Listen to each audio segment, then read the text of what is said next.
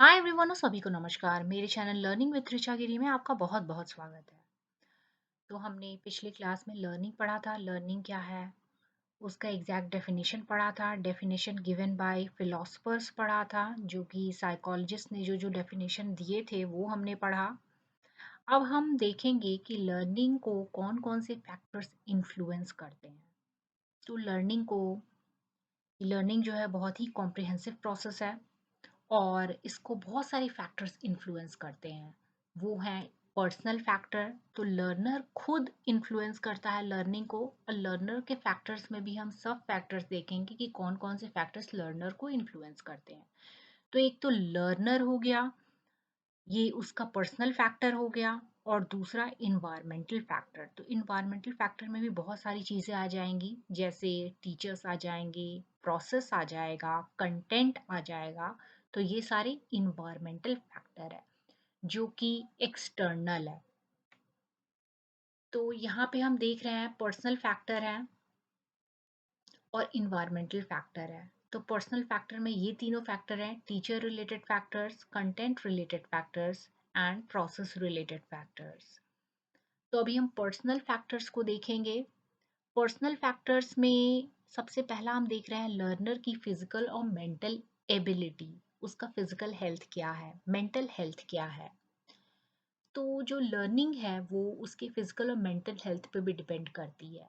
अगर वो फिट है फिजिकली और मेंटली तो वो अच्छे से लर्न करेगा।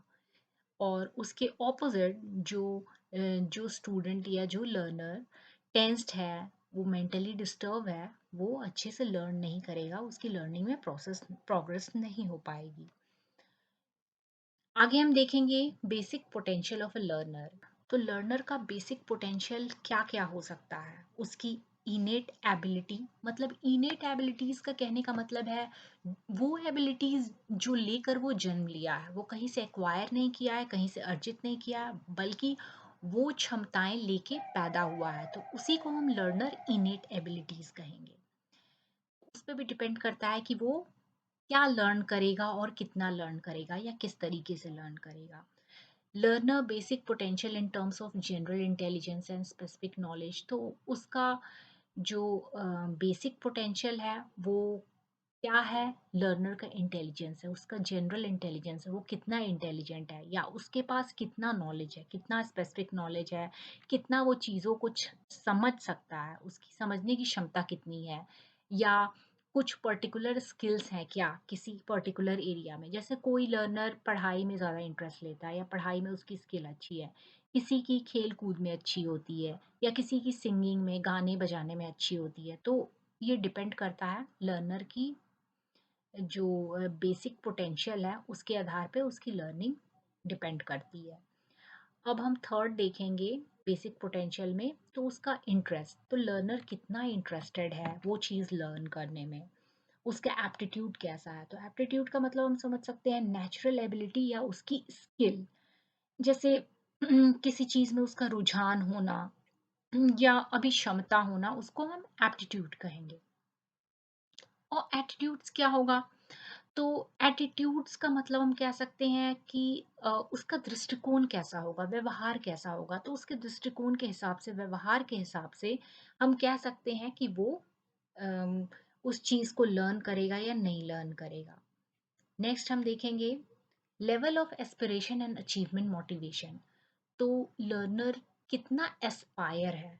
तो एस्पिरेशन का मतलब है, एस्पिरेशन का मतलब हम कह सकते हैं कि वो कितना उसमें आकांक्षा है, कितना वो इच्छुक है वो चीज़ करने में।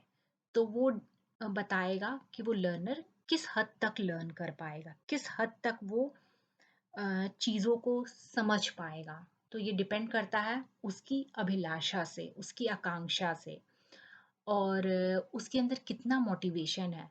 तो ये एस्पिरेशन और मोटिवेशन दो इम्पॉर्टेंट फैक्टर्स हैं जो उसको लर्निंग में हेल्प करेंगे। नेक्स्ट है गोल ऑफ लाइफ। तो उसकी गोल भी क्या है, उसकी लाइफ के प्रति क्या गोल है, वो क्या गोल उसने सेट किया है, और उस गोल को अचीव करने के लिए वो किस हद तक लर्न कर रहा है। तो ये भी एक इम्पॉर्टेंट फैक्टर है, गोल ऑफ लाइफ। नेक्स्ट हम देखेंगे रेडीनेस एंड विल पावर। तो रेडीनेस और विल पावर एक तरह से मोटिवेशन ही कह सकते हैं कि लर्नर रेडी है उस चीज़ को लर्न करने के लिए, उसके अंदर वो शक्ति है, वो संकल्प शक्ति है लर्न करने की। तो इसी को हम रेडीनेस एंड विल पावर कह रहे हैं। तो जब वो रेडी रहेगा, जब उसका संकल्प शक्ति स्ट्रांग रहेगा, तो वो लर्न करेगा। अगर नहीं रहेगा तो वो लर्निंग में उतना इंटरेस्ट नहीं लेगा। तो ये एक तरह से मोटिवेशन भी कह सकते हैं, इंटरेस्ट लेवल भी इसी से मिलता जुलता है। आगे देखते हैं इन्वायरमेंटल फैक्टर। तो इन्वायरमेंटल फैक्टर का क्या असर होता है लर्निंग पे। तो सबसे पहले हम टीचर रिलेटेड फैक्टर देखेंगे। तो यहाँ पे टीचर के कुछ गुणों को देखेंगे जो कि चाइल्ड के लर्निंग को इन्फ्लुएंस कर रहा है। तो नॉलेज ऑफ सब्जेक्ट, तो टीचर को कितना नॉलेज है, उसको कितना एक्सपीरियंस है उस सब्जेक्ट का, उस पर डिपेंड करता है कि वो कितना नॉलेज ट्रांसफर करेगा और किस तरीके से बच्चों को लर्न कराएगा। उसके बाद है टीचर्स बिहेवियर। तो टीचर्स का बिहेवियर भी डिपेंड करता है कि वो किस तरीके से चिल्ड्रन को लर्न कराएगा, स्टूडेंट को लर्न कराएगा। तो उसमें उसका बिहेवियर जो है पॉजिटिव होना चाहिए, वो सिंपैथी शो करना चाहिए, उसे कोऑपरेटिव होना चाहिए। उसका बिहेवियर जो है वो ऑब्जेक्टिविटी से रिलेटेड होना चाहिए। ऑब्जेक्टिविटी का मतलब है कि किसी भी चीज़ को वो फेवर ना करे या किसी चीज़ में बायसनेस ना दिखाए। वो एक ही, मतलब हिंदी में कह सकते हैं निष्पक्षतावाद। तो जैसे अगर किसी स्टूडेंट के प्रति वो बायस है, किसी को ज़्यादा फेवर कर रहा है, तो वैसा नहीं होना चाहिए। या फिर अगर पर्टिकुलर टॉपिक पढ़ा रहा है तो किसी टॉपिक को अपने स्वार्थ के लिए या किसी चीज़ के स्वार्थ के लिए वो उसको घुमा फिरा के न बताए, बल्कि वो उसको एज इट इज़ बताए जैसा वो टॉपिक है। वो स्वीट टेम्पर का होना चाहिए, वो हाई टेम्पर या एंग्री नहीं होना चाहिए, वो पोलाइटली हर चीज़ का आंसर दे।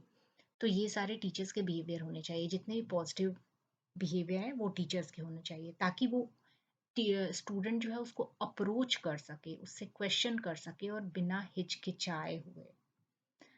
पर्सनैलिटी हम देखते हैं तो टीचर की अच्छी पर्सनैलिटी होनी चाहिए, अपीलिंग पर्सनैलिटी होनी चाहिए, जो कि बच्चों को आकर्षित करे कि हाँ ये पॉजिटिव टीचर है, ये हमें समझा सकते हैं अगर हमें नहीं पता है तो इस टाइप का उसका पर्सनालिटी होनी चाहिए।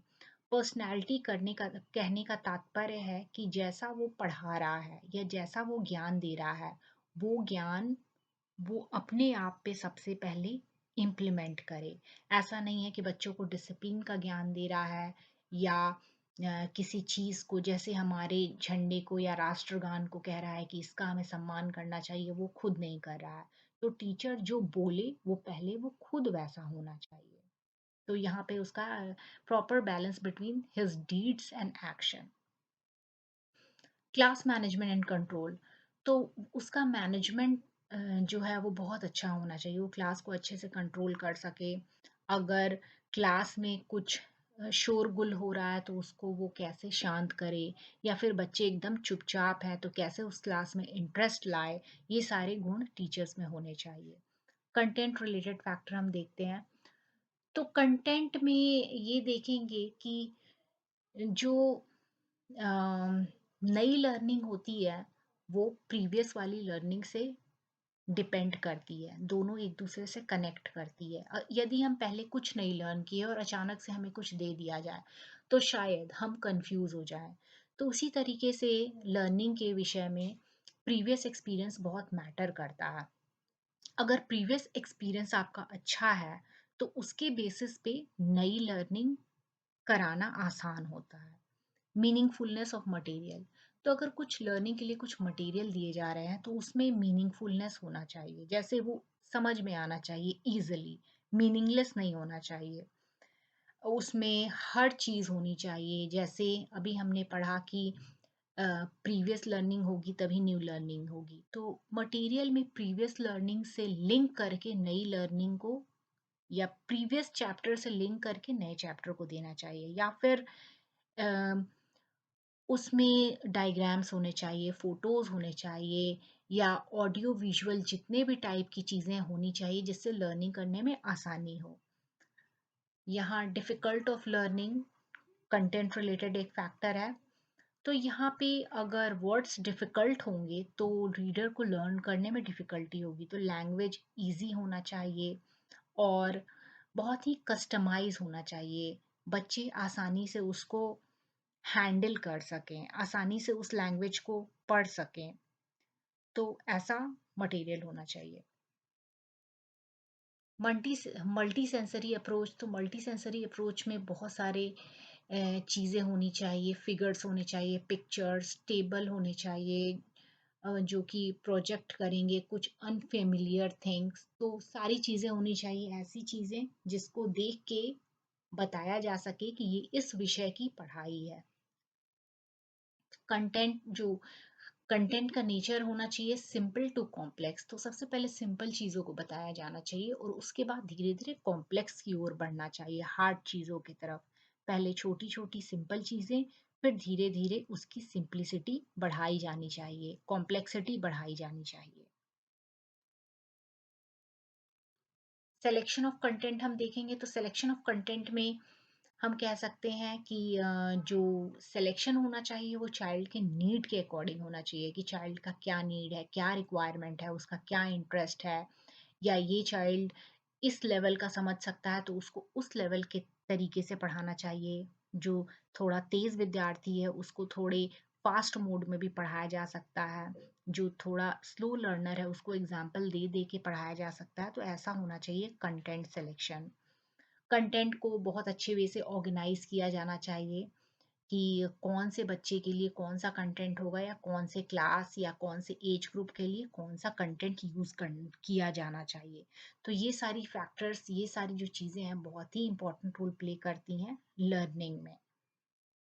आगे हम देखेंगे जो लर्निंग को इन्फ्लुएंस करते हैं वो प्रोसेस फैक्टर्स हैं, प्रोसेस रिलेटेड फैक्टर्स। तो ये भी हम देखेंगे। तो मेथडोलॉजीज, तो जो मेथडोलॉजीज यूज़ किए जाते हैं टीचिंग एंड लर्निंग प्रोसेस के लिए, वो बहुत ही इंपॉर्टेंट फैक्टर है। तो कौन से मेथड यूज़ किया जाएगा स्टूडेंट को लर्न कराने के लिए जिससे वो इजीली लर्न कर सके, तो इस पे भी डिपेंड करता है उनकी लर्निंग। यहाँ पे जैसा कि हमने कंटेंट रिलेटेड फैक्टर में देखा था कि जो प्रीवियस लर्निंग है उसको न्यू लर्निंग से लिंक किया जा रहा है, तो यहाँ भी वही चीज़ है कि प्रोसेस ऐसा होना चाहिए जहाँ जो न्यू लर्निंग होनी चाहिए वो प्रीवियस लर्निंग से लिंकिंग होनी चाहिए। नेक्स्ट है को relating the learning with subject such as social science, history, geography, civics, biology, botany, zoology, microbiology. तो यहाँ पे को रिलेशन की बात की गई है कि सब्जेक्ट्स का को रिलेशन करना। तो इससे क्या होगा कि जो बर्डन है करिकुलम का वो कम होगा, या जो टीचर है वो कम ड्यूरेशन में करिकुलम को कंप्लीट कर सकेंगे। जैसे एक एग्जांपल दे सकते हैं, जैसे 8 9 10 में इकोनॉमिक्स भी पढ़ते हैं तो वहाँ टीचर पढ़ाता है the law of demand and supply. तो इससे जब जो बच्चा कॉमर्स लेगा 11 12 में, उससे वो टीचर को शुरू से नहीं बताने की ज़रूरत पड़ेगी कि डिमांड एंड सप्लाई क्या है, तो वो आगे पढ़ेगा। तो इस तरीके से करिकुलम का बर्डन कम होगा और टीचर को कम समय में करिकुलम को कंप्लीट करने का टाइम मिलेगा। यहाँ पे जैसे सब्जेक्ट्स दिए हुए हैं सोशल साइंस, तो सामाजिक विज्ञान के अंडर हिस्ट्री आएगा, ज्योग्राफी आएगा, सिविक्स आएगा। हिस्ट्री में पुरानी चीज़ों के बारे में हम बात करते हैं, ज्योग्राफी जो क्षेत्र के विषय में बात करते हैं, तो ये सारा समाज से रिलेटेड है। सिविक्स लोगों के बारे में है, तीनों मिला के सामाजिक विज्ञान हुआ। जैसे बायोलॉजी, बायोलॉजी जिसे हम हिंदी में जीव विज्ञान कहते हैं, तो यहाँ पे वनस्पति विज्ञान, बॉटनी की बात की जा रही है, यहाँ प्राणी विज्ञान की बात की जा रही है और सूक्ष्म जीव विज्ञान की बात की जा रही है। तो सभी को रिलेटेड है, को रिलेशन जब बैठाएंगे तब वो लर्निंग इजी होगी। तो ये इंपॉर्टेंट फैक्टर है लर्निंग के लिए, जो कि प्रोसेस रिलेटेड फैक्टर के अंडर आता है। Utilisation of maximum number of sense, तो हम पढ़ाई वैसे करें या प्रोसेस ऐसा होना चाहिए पढ़ाई का जिसमें हम सारे सेंस ऑर्गन का इस्तेमाल करें, या लगभग ज़्यादा से ज़्यादा सेंस ऑर्गन का इस्तेमाल करें। जैसे कोई भी ऑडियो विजुअल एड्स हम लेते हैं तो वहाँ हम सुन भी सकते हैं, देख भी सकते हैं, या कुछ एक्टिविटी करना हो तो वो भी हम कर सकते हैं। अब नेक्स्ट है ड्रिल वर्क, तो ड्रिल वर्क में जैसे रिवीजन या प्रैक्टिस करवाने से लर्निंग अच्छी होती है। जो रेनफोर्समेंट ऑफ फीडबैक दिए जाते हैं, किसी चीज़ के लिए मोटिवेट किया जाता है, या जो बच्चा कर रहा है उसके बारे में फीडबैक जो वो लेता है, उससे उसकी लर्निंग स्किल्स बढ़ती है, या लर्निंग में उसे मज़ा आता है, अच्छे से लर्निंग का प्रोसेस होता है। जैसे अगर कोई कुछ आंसर दिया किसी बच्चे ने, अगर सही दे रहा है तो हम स्माइल कर रहे हैं एज़ अ टीचर और उसे एक्सीलेंट बोल रहे हैं या आंसर को कह रहे हैं yes the answer is correct, तो इससे उसका मोटिवेशन अप हो रहा है।